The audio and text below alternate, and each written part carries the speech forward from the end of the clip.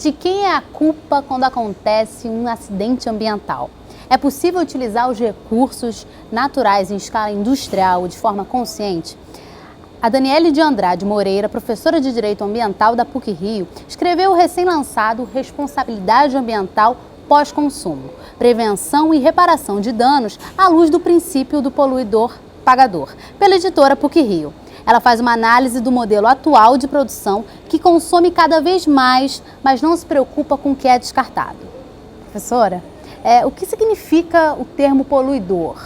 Quem se insere nele? Bom, o rol de poluidores, de acordo com a nossa legislação brasileira, é um rol amplíssimo. Envolve todos aqueles que direta ou indiretamente estejam relacionados com a degradação ambiental. Então, propositalmente, o direito ambiental brasileiro quis, desde o início da década de 80, alargar o rol de responsáveis pela degradação ambiental.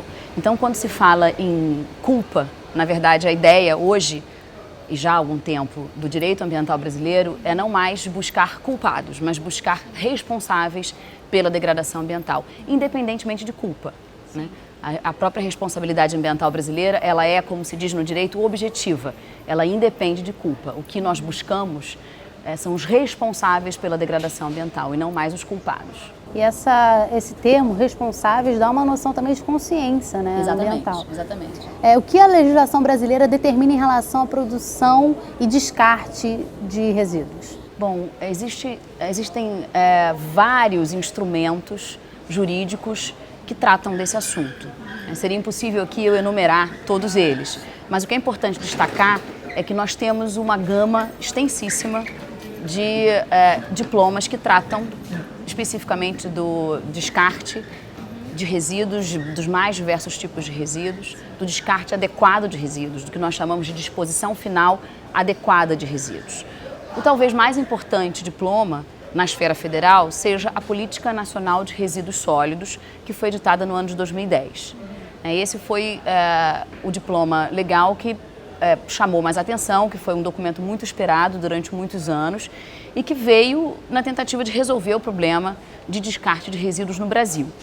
Especificamente sobre os resíduos pós-consumo, que é o tema abordado no livro, nós já tínhamos na legislação ambiental brasileira uma série de instrumentos que poderiam e continuam podendo ser aplicados para fazer frente ao descarte inadequado desse tipo de resíduos. São os resíduos, quando eu uso a expressão resíduos pós-consumo, eu quero chamar a atenção para alguns tipos específicos de resíduos, que são os resíduos que, em função da escala em que são produzidos ou da sua composição, do seu conteúdo, de elementos, da sua qualidade, de elementos que existam na sua composição, eles demandam um cuidado especial no seu armazenamento e no seu descarte, tal como as pilhas e baterias, os resíduos eletroeletrônicos, as embalagens PET, os pneus, alguns tipos de lâmpadas, os medicamentos no final da sua validade e as suas embalagens, agrotóxicos, dentre outros. Então são resíduos que demandam um cuidado especial.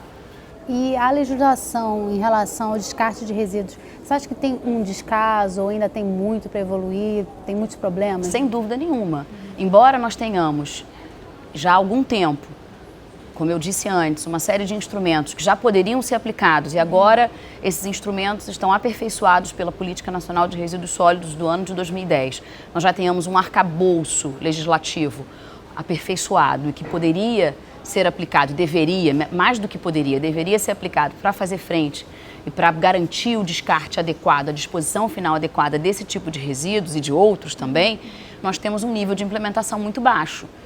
Então, o que se precisa fazer é garantir a implementação desses instrumentos. Então, existe um descaso de todas as partes. Existe um descaso por parte do cidadão, tem um nível de consciência ainda muito baixo, com relação ao que consome, a quantidade que consome, como descarta esses resíduos, por parte do poder público, que ainda não consegue implementar adequadamente os instrumentos de que dispõe, por parte do setor empresarial, que coloca no mercado uma quantidade enorme de produtos cujo consumo, de cujo consumo decorre uma quantidade enorme de resíduos e não se reconhece esse setor empresarial como responsável pela disposição final adequada desses resíduos, que resultam do consumo dos produtos que são por eles colocados no mercado. Então, o descaso ele é generalizado pela sociedade como um todo, pelo poder público, pelo setor empresarial. Então, a gente ainda tem muito o que caminhar, embora tenhamos já caminhado, dado passos adiante. Mas muito ainda precisa ser feito. O seu livro fala sobre essa questão da legislação de resíduos pós-consumo, né? Como é que se dá esse descarte. Mas mudando um pouquinho de assunto, porque não tem como a gente desperdiçar uma especialista num assunto como você, vamos falar um pouquinho sobre o acidente de Mariana. Em relação ao acidente, para determinar uma punição para quem quer que seja julgado responsável, como é que é feito isso, sendo que a gente está assim, de frente com um dano que é incalculável, né? São espécies, são ecossistemas e tudo mais foram danificados. Como é que a gente calcula, como é que a gente pune isso? Porque é complicado, né? Nós temos no Brasil 3 esferas de responsabilização. A responsabilidade penal, a civil e a administrativa. Do ponto de vista de aferição do dano, para que esse dano ambiental seja reparado, né, essa é uma medida que interessa e é necessária, num primeiro momento, para que se garanta a reparação do dano. Então, estamos falando da responsabilidade civil. E, como todo e qualquer dano ambiental, e mais ainda em danos como o de Mariana, que é um dano de enormes proporções e gravíssimas consequências, é dificílima a mensuração desse dano. Né? O acidente aconteceu já faz cerca de 2 semanas, né? Ele ainda continua, a repercussão desse acidente, dessa tragédia, ainda continua acontecendo. E a lama chegou agora no litoral do Espírito Santo. Chegou no mar tem um dia e meio. Né? Então a gente ainda continua observando, né, o dano em acontecimento. Né? Então é quase que impossível, agora, nesse momento, dimensionar o dano. Os laudos ainda não foram concluídos. Né? Então, a própria mensuração dos danos ecológicos em si, das perdas ecológicas em si, essa mensuração é muito difícil. São necessários profissionais dos mais diversos ramos do conhecimento, né? Geólogos, geógrafos, biólogos, engenheiros, né? Advogados, profissionais... Muita gente.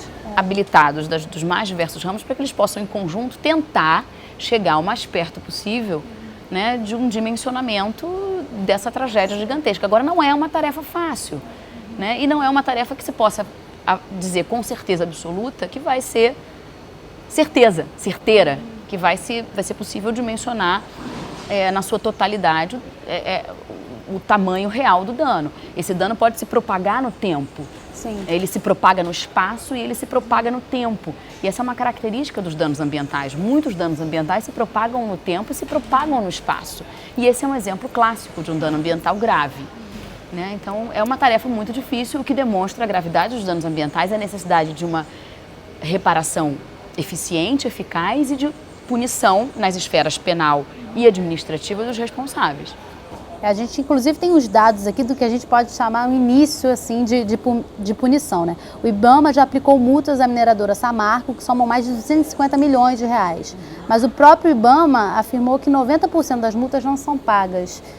Qual o gargalo nesse caso? A multa é efetuada, mas a fiscalização após, qual o problema? Muitas vezes as multas, de um modo geral, elas não são lavradas adequadamente, muitas vezes há uma discussão em juízo ou mesmo no âmbito administrativo com relação à aplicação dessas multas. Nesse caso, ainda é muito prematuro se dizer o que vai acontecer, né? Porque esse é um caso de evidência, é um caso gravíssimo. Então, não acredito que nesse caso, não acredito mesmo, que nesse caso os responsáveis saiam impunes. Sim. Nesse caso é um caso de muita evidência.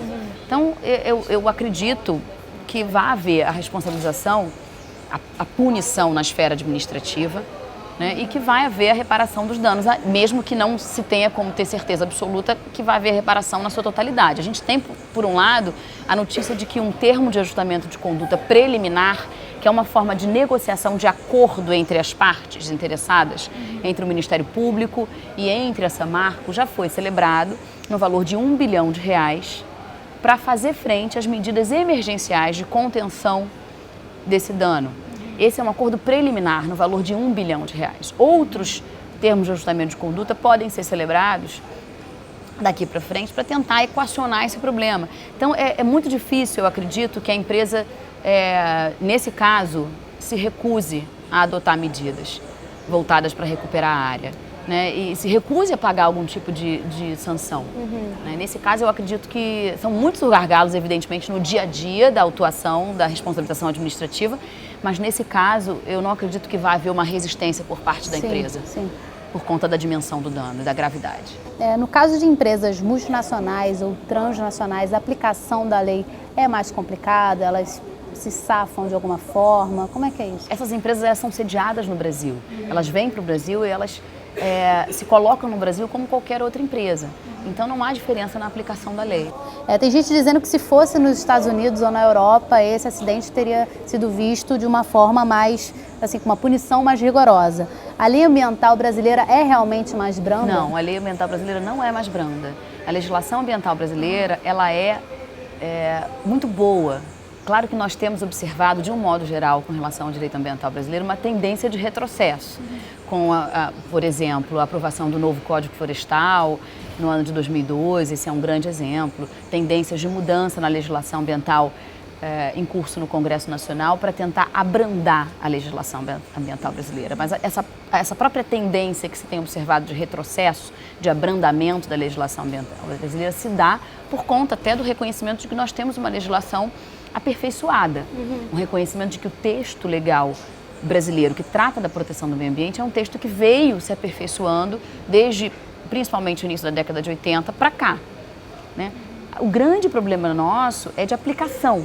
Eu costumo dizer que nós temos um abismo muito grande entre o dado normativo, que é a legislação, e a realidade questão da fática. teoria e da prática. Exatamente. Então, o nosso gargalo, nossa dificuldade é fazer valer o que está escrito na legislação. Esse é o nosso maior problema. Nós temos, muitas vezes, uma legislação que é mais rigorosa do que a legislação em outros países. Do ponto de vista de responsabilidade civil, por exemplo, de regras para reparação de danos. A nossa legislação é muito boa, mas na prática, fazer valer essa legislação é que tem sido uma dificuldade muito grande. Professora, voltando para fechar no seu livro rapidinho, você acredita, as suas perspectivas são positivas em relação a continuar o ritmo de produção e conciliar isso a um descarte consciente? É possível um mundo assim? Ou é uma utopia? Essa é uma pergunta difícil, né, de ser respondida. Eu acredito que se nós conseguirmos promover na prática uma responsabilização efetiva da cadeia de produção e consumo, desses resíduos pós-consumo, com foco no produtor, que é o que eu defendo aqui no livro, não é uma responsabilização que seja exclusiva do produtor, mas que seja direta no produtor, que ele seja o responsável principal pela destinação final adequada desses resíduos. E, consequentemente, a cadeia de produção e consumo vai acabar sendo responsabilizada também.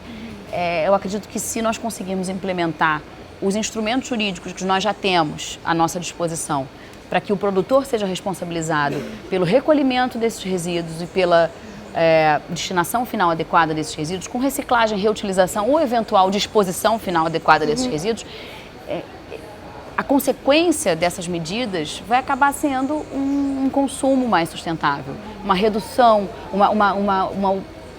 um tempo de vida mais longo para os produtos. Então vai haver um impacto positivo numa lógica que nós vivemos hoje de obsolescência planejada dos produtos. Os produtos são feitos para durar pouco tempo, eles são feitos para quebrar muito rapidamente. Talvez vá interessar os próprios produtores colocar no mercado produtos mais duráveis, mais eficientes, menos poluentes. Então eu acredito que vai ter um impacto positivo nessa lógica consumista. Entendo que sim, mas eu acho que é a longo prazo e dependendo do nosso fôlego e da nossa capacidade, nossa, que eu digo da sociedade como um todo, do poder público e do próprio setor empresarial, de aplicar a responsabilidade ambiental pós-consumo com que nós já temos à nossa disposição. Não é necessário mudar a legislação, a gente só tem que conseguir aplicar. É possível, é só seguir ali o que está escrito. Só entre aspas, né? Porque não é que seja um caminho simples. Não é fácil. Né? Queria agradecer a sua presença aqui. Eu que agradeço, muito obrigada. Marcele Pepe para o canal da TV PUC Rio no YouTube.